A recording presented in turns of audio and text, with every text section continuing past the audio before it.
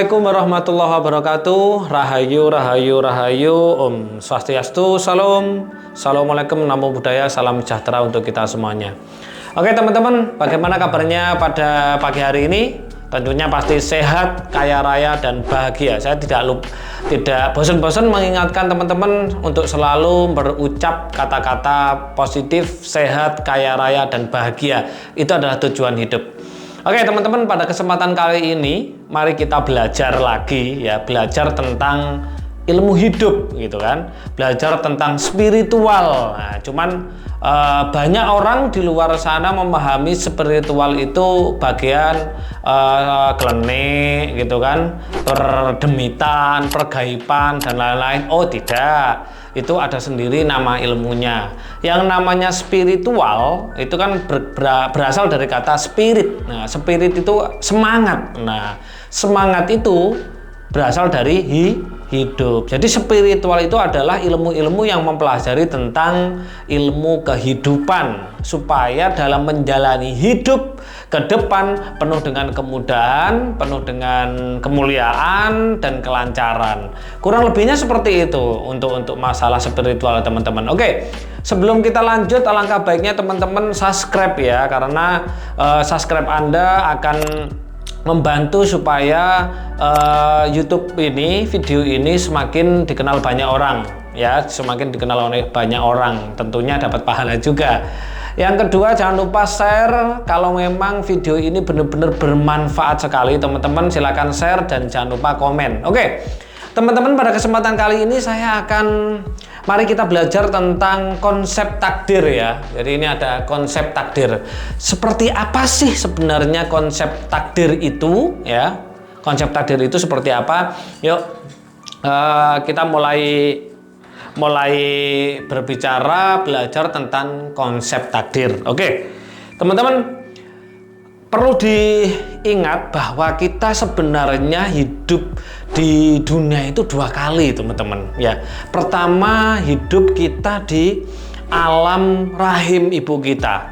Jadi dua plasenta. Jadi kita hidup itu di dua plasenta. Yang pertama adalah plasenta di dalam perut ibu kita. Berarti kita kurang lebih 9 bulan lebih kita hidup di alam plasenta ibu kita. Kita hidup enggak? Tentunya hidup kan. Dan kita hidup dari mana itu? Takdir makanannya ya tentunya pasti sudah disiapkan di plasenta itu. Yang kedua, ketika kita lahir di dunia, kita pun juga sebenarnya masih di plasenta teman-teman. Namanya adalah plasenta ibu pertiwi. Ini saya menganalogikan ya, ada manusia di sini yang dia hidup di plasenta. Nah, plasenta ini walaupun kita sudah hidup di dunia, tapi kita hidup di dalamnya plasenta. Plasenta apa namanya? Plasenta takdir. Nah, ini plasenta takdir. Nah, plasenta takdir. Jadi sebenarnya konsep takdir yang diberikan Tuhan kepada makhluknya itu sudah semuanya komplit ya, semuanya komplit. Jadi nggak ada ceritanya manusia itu diciptakan menjadi orang miskin, susah gitu kan, sulit, itu nggak ada. Makanya semua kitab suci nggak ada yang bilang bahwa manusia itu diciptakan oleh Tuhan jadi miskin, nggak ada. Makanya di kitab suci Al-Quran gitu ya, itu malah adanya Allah menciptakan manusia berkecukupan, itu ada ayatnya.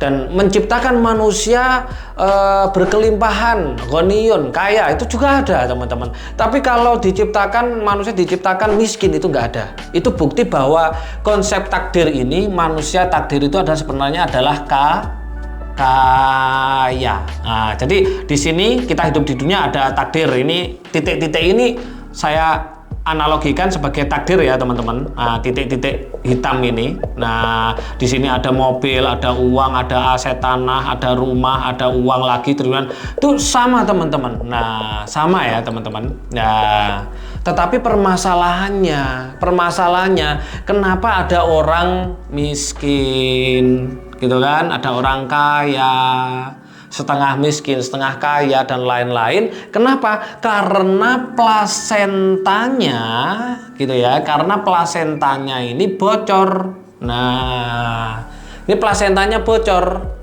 Kenapa kok bisa bocor? Bocor itu akibat ketika manusia itu mempunyai sifat buruk yang menyakiti orang lain. Nah, ini harus dipahami teman-teman ya. Harus benar-benar dipahami. Ketika teman-teman menyakiti orang lain, baik fisiknya, baik batinnya, baik mentalnya, di situ pahalanya pindah. Jadi misalkan si A ini menyakiti si B gitu kan. Nah, si A menyakiti si B, otomatis takdir, mungkin di sini ada takdir rumah, bakalnya punya rumah karena menyakiti si B, akhirnya takdirnya pindah kepada si B. Di sini ada rumah kan gitu kan. Nah, makanya kalau teman-teman pernah mengikuti ceramah seorang pemuka agama gitu ya, kita dilarang untuk ghibah, kita dilarang untuk menyakiti orang lain, kita dilarang untuk benar-benar membuat orang lain sampai kecewa dan lain-lain. Kenapa? Karena pahala bisa pindah. Oke, pahalanya pindah. Pernah nggak teman-teman mendengarkan ceramah seperti itu? Pemahaman dari pemuka agama seperti itu? Pernah pasti. Itulah sebabnya konsep takdir ini manusia itu sebenarnya kaya gitu loh. Nggak ada ceritanya manusia diciptakan Tuhan miskin, nggak ada. Semuanya kaya sama. Kalau saya diciptakan punya hidung, ya teman-teman punya hidung kan gitu kan. Bahkan orang terkaya katakanlah Elon Musk gitu kan. Dia manusia, kita pun juga manusia. Dia makan, kita pun juga makan. Dia punya hidung, kita pun juga punya hidung. Punya lubang dua sama gitu kan. Tetapi kenapa yang lain takdirnya kok nggak sama? Nah, sebabnya kenapa takdir nasibnya tidak sama? Karena plasentanya sering bocor. Berapa banyak orang yang disakiti, berapa banyak orang yang Anda sakiti, kecewakan, disitulah takdir Anda itu bocor gitu loh, kepada si C kan, kepada si D kan gitu kan, bocor. Semakin ini takdirnya bocor kepada orang-orang ya kan, pihak pahalanya pindah, ya semakin hidup kita akan kehabisan takdir. Nah, takdirnya itu diberikan kepada orang-orang yang disakiti. Nah, ini ada cerita sedikit teman-teman. Kalau teman-teman pernah mengilustrasikan, teman-teman pernah melihat film Mahabharata, ya, bahwa di situ ada sebuah pelajaran yang sangat penting sekali, teman-teman, bahwa ketika mau perang Baratayuda, ya, antara Duryudana, ya kan, Duryudana dengan Pandawa, saya lupa ya siapa ya Pandawa yang datang ke Krishna itu, yang Arjuna atau siapa namanya, Arjuna atau Puntadewa ya, saya juga lupa. Nah, pada waktu itu si Sri Krishna akan membantu perang mereka gitu loh. Akhirnya ketika Duryudana atau Korawa itu ketika ditanya, kamu mau saya bantu apa, kamu minta tolong saya apa, dia minta tolong apa, dia minta apa, dia minta senjata, ya kan, dia minta senjata dan minta tentaranya Krishna. Itu ibarat orang yang silau dengan dunia, gitu ya, silau dengan dunia. Oke, ini clue-nya teman-teman. Nah, ketika pihak Pandawa ya, ketika ditanya mau minta apa, gitu, mau saya tolong apa, saya mau si Krishnanya. Nah, dari sini paham nggak teman-teman bahwa Krishna itu siapa?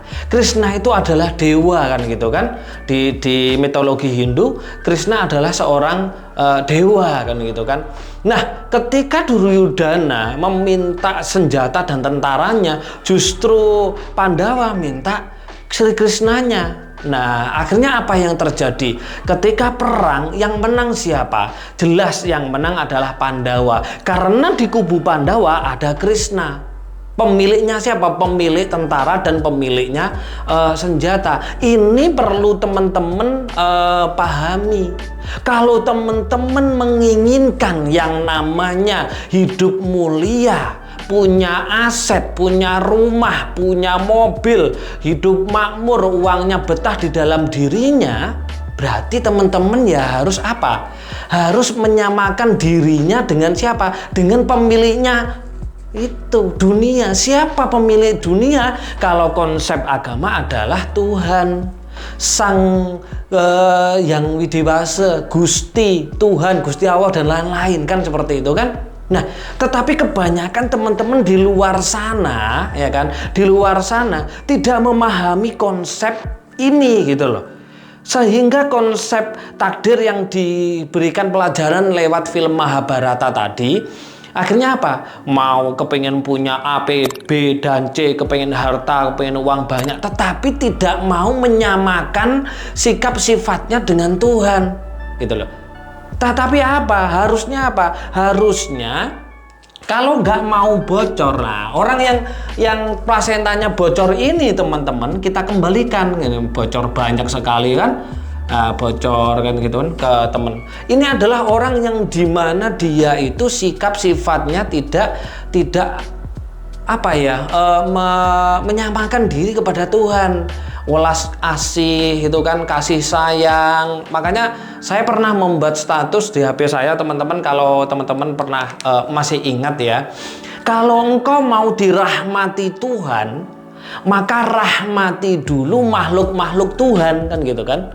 Ketika kita sudah merahmati makhluk-makhluk Tuhan, apa yang terjadi? Kita pasti akan mendapatkan rahmatnya, rahmat Tuhan, kan gitu kan.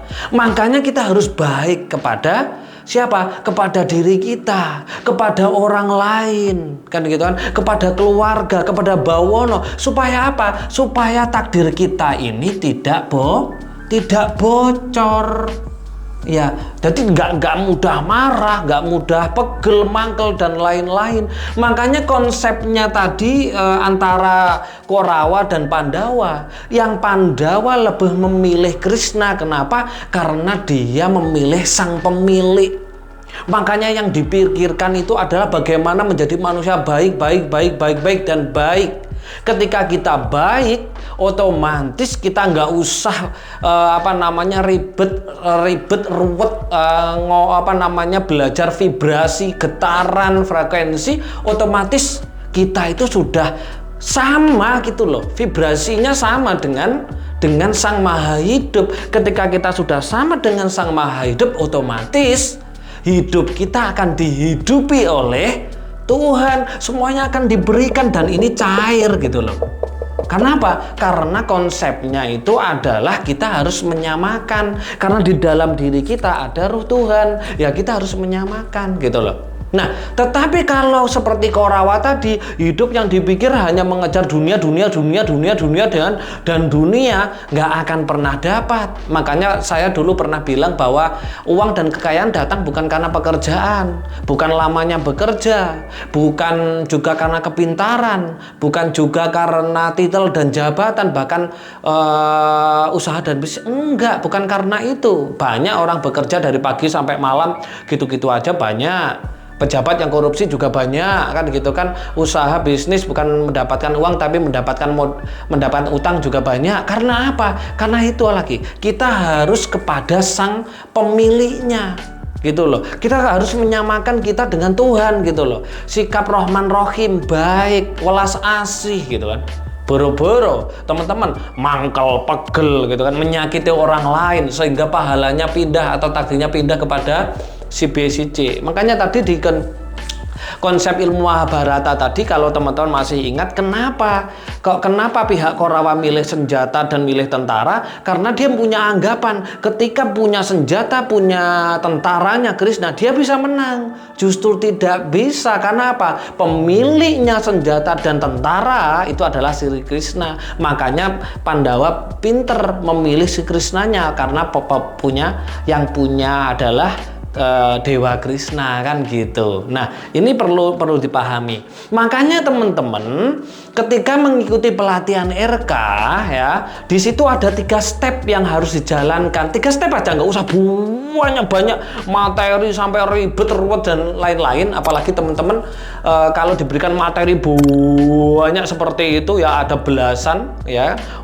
sudah banyak beban, ruwet, sumpek, banyak utang, otomatis menjalankan teori-teori itu ribet. Makanya di RK itu cuma ada 3 step saja. Step yang pertama ya, kita bagaimana diturunkan ya kan, orang yang banyak sumpek, rumpek, hutang dan beban itu jelas dia itu punya banyak beban. Nah, makanya gelombangnya diturunkan dari beta ke alfa gitu loh. Ketika sudah alfa itu rasanya tenang, damai, santai kan, senyum-senyum, cuek bebek, cengenges. Nah, itu kan apa? Itu sama dengan konsep ya, itu Tuhan Rahman Rahim kan gitu kan. Kalau sudah tenang santai baru dicuci hatinya dengan pernafasan. Satu-satunya laku manusia yang bisa menghilangkan penyakit hati dan pes masa lalu itu adalah pernafasan. Makanya dengan pernafasan teman-teman partikel apinya, penyakit hatinya hilang kan gitu. Ketika sudah hilang gitu kan, ketika sudah hilang baru teman-teman diajarkan olah rasa. Setelah olah nafas, olah rasa. Rasanya, olah rasa inilah yang diolah. Takdir-takdir yang belum jadi ini diolah gitu loh. Diolah menjadi kenyataan sesuai dengan perintah di surat Yasin ayat 82 ya kan. Di situ cipta rasa karsa sama. Innama amruhu idza arada syai'an ayyakula lahu kun fayakun. Ketika engkau menginginkan sesuatu syai'an ayyakula, maka ucapkan kun, visualisasikan, bayangkan, fayakun, maka tak jadikan. Ya, Tuhan akan menjadikan. Itu fungsinya. Jadi mudah sekali konsep. Jadi kalau teman-teman mohon maaf ngomong kalau RK membuat kaya, enggak, RK enggak membuat kaya, justru RK membuat lebih tenang, lebih damai, santai, partikel api dibuang, penyakit hati dibuang, ya kan, dengan olah nafas gitu kan. Habis itu, sebelum itu tapi kan penurunan gelombang otak dulu teman-teman. Nah, penurunan gelombang otak untuk memproduksi hormon melatonin dan serotonin gitu kan. Karena gelombang otak beta itu adalah gelombang yang memproduksi hormon kortisol, hormon ruwet gitu kan, hormon sumpek, kemarin sudah saya jelaskan. Nah, dengan seperti itu otomatis kita nggak usah ribet-ribet belajar tentang vibrasi, getaran, frekuensi. Otomatis hidup kita itu sudah sama dengan Tuhan gitu loh. Apanya? Sudah sinkron dengan Tuhan. Ketika hidup kita sudah sinkron dengan Tuhan, karena Tuhan yang menghidupi hidup kita, kebutuhan hidup kita dicairkan semua oleh Tuhan dengan cara olah rasa. Jadi bukan belajar visual kesana kemari, vibrasi, getaran, nggak usah sulit-sulit. Kita cukup menyamakan diri kita dengan Tuhan, selesai. Sikap sifat kita jadi manusia baik. Nah, tapi untuk menjadi manusia baik teman-teman itu tidak lepas dari bagaimana kita menjadi orang baik. Karena orang baik itu nggak mudah, karena teman-teman dari kecil sudah memproduksi hormon kesetresan gitu loh. Nah, ini penting sekali teman-teman. Jadi konsep takdir sebenarnya kita itu sudah ditakdirkan menjadi kaya. Kenapa kok bisa miskin? Karena takdirnya jebol gitu. Seperti Korawa tadi, Korawa selalu berbuat buruk, berbuat jahat, menyakiti Pandawa dan lain-lain kan gitu kan. Akhirnya apa yang terjadi? Malah hancur. Karena apa? Ada sikap, sifat iri, dengki, benci dan lain-lain. Ketika seperti itu otomatis kan nggak sama dengan Tuhan. Itu bukan sikap Tuhan. Karena sikap Tuhan itu adalah Rahman Rahim, kasih sayang. Ketika kita bisa benar-benar bisa baik terhadap diri kita sendiri, baik terhadap orang lain, keluarga, disitulah kita sama dengan Tuhan. Ketika kita sama dengan Tuhan, kita pasti kaya. Karena rahasia takdir Tuhan itu belum bentuk fixed aset, tapi masih bentuk partikel atau pahala. Makanya teman-teman, konsep RK itu sangat mudah sekali dijalankan ya kan. Ketika sudah plong santai, mau dihina orang, malah memaafkan, mau mau disakiti orang malah mau menyakiti orang nggak mau. Karena apa? Eman gitu loh, sayang kalau partikelnya itu pindah, pahalanya pindah. Setelah seperti itu baru partikelnya dibuang, ya kan. Jadi konsep RK itu untuk menjadikan manusia kelimpahan itu luar biasa sekali. Karena apa? Konsepnya adalah kita menjadi manusianya manusia yang bisa memanusiakan manusia lain atau memanusiakan makhluk lain. Inilah sikap sifat Tuhan. Jadi nggak perlu teori-teori yang vibrasi, getaran macam-macam. Itu hanya teori zaman sekarang kan gitu kan. Yang penting kita menjadi manusia baik, otomatis takdir kita bisa cair. Itu teman-teman yang bisa sampaikan. Silahkan nanti di-share ya. Terima kasih. Kesalahan hanya milik saya, kebenaran hak milik Tuhan SWT. Saya akhirul kalam. Assalamualaikum warahmatullahi wabarakatuh. Rahayu, rahayu, rahayu. Om Santi, Santi. Om Salam. Assalamualaikum. Salam sejahtera untuk kita semuanya.